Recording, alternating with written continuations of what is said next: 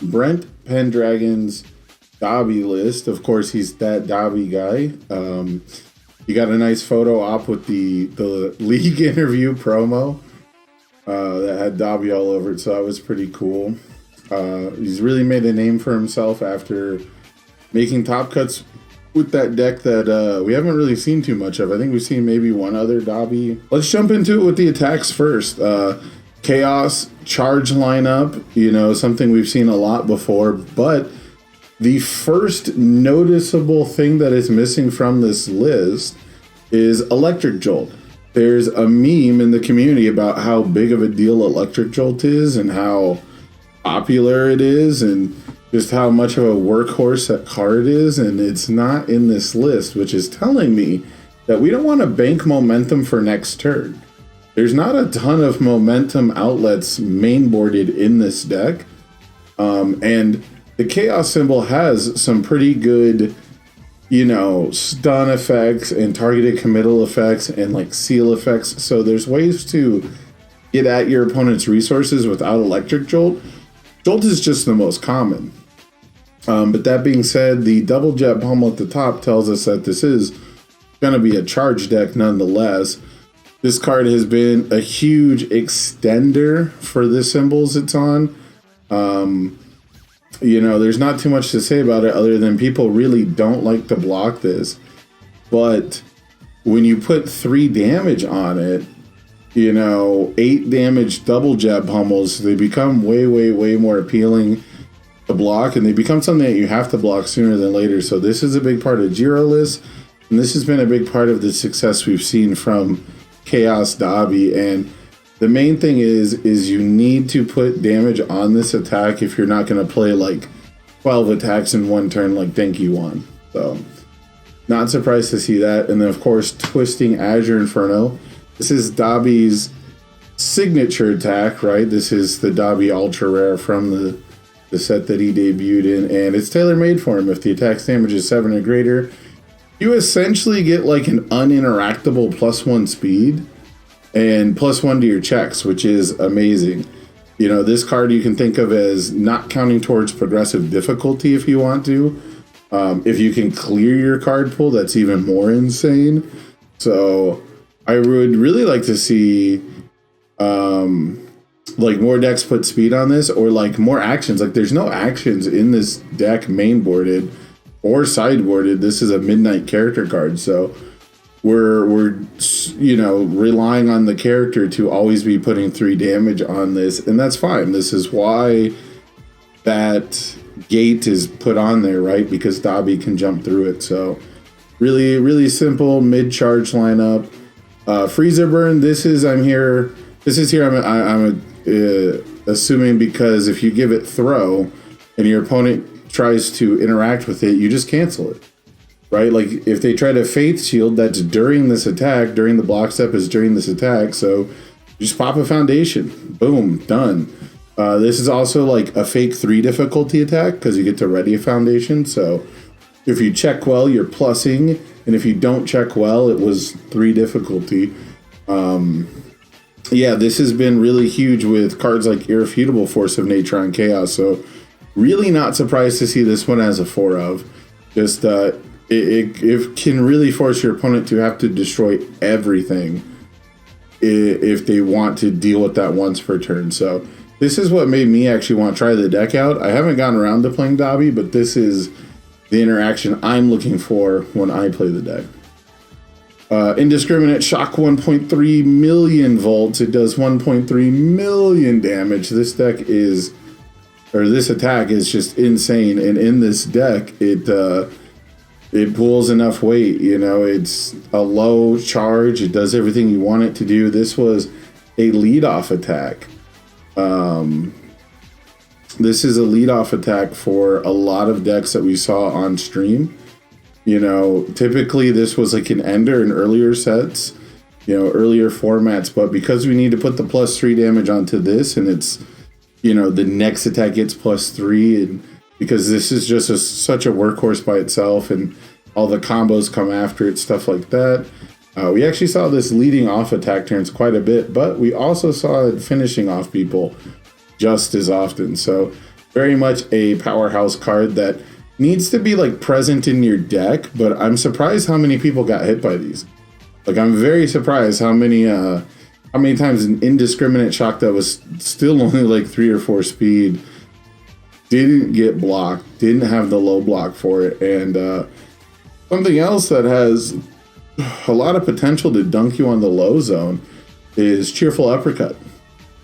Cheerful Uppercut is mostly seen as a defensive block, which is super nice to see. Because we're on the charge lineup, we don't get to mainboard Ice Storm, right? Like, Ice Storm is a non-bow with double jab pummel. And so it's really nice to see that you still have like an insanely powerful special mid-block hand trap. And 5 low for 8 for the cost of 1 momentum, that dunks people for sure. Making this like a 6 low, because you can get the +3 coming in, you get the +4 from the momentum dump, and then you get +1/+1 from the current first E, and you're looking at like a 6 low for 12. That's pretty insane.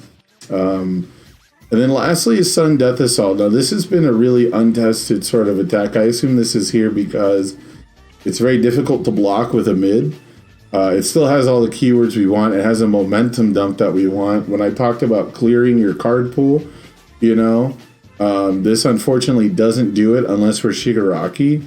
So that's something that always trips me up about this card. This is something that like I would so much rather, I don't know, I would rather this leave the card pool for everybody, but just doming your opponent for 5 is really, really strong. This is really difficult to block with a card like Plus Ultra. It's difficult to block with cards like Faith Shield. So if you can make this into a powerful throw, that's a pretty big deal. We did, I believe, see this get sided out into the Eraserhead matchup, which is not really a surprise because even with the -3, Eraserhead is still blocking on basically just a 5. So I thought this was really neat. I wanted to see a lot more of this attack doing momentum-based things, but, it is what it is. And looking at the block zone, yeah, Chaos, look at those blocks, man. That is an even spread. That's pretty beautiful. So this also probably was in here to make sure our block spreads were, like, real airtight. So overall, this attack lineup, it has no slouch attacks. This attack lineup has, and because Dabi puts just buckets of damage on stuff, I mean, that helps a lot. But, like, there's no real, like, cutesy little tech pieces. These are all big damage moves. They're coming to slap you in the face. They're coming to hit that life total. We're not setting up for next turn, These aren't cutesy little frog kicks or the electric jolts. We didn't see a ton of that. Like rebound sidekick is like a cutesy little setup attack. Reciproc extend. None of that garbage. This is just haymakers. It's haymakers. Even the defensive piece was a haymaker, right? So very much the MO for this deck wants to be on the beat down a lot, and I think that watching this in action, I mean, it's hard to deny the effectiveness of this lineup. So don't let the numbers fool you guys. Don't let the final seeding at the end of this fool you. This deck is coming for your throat.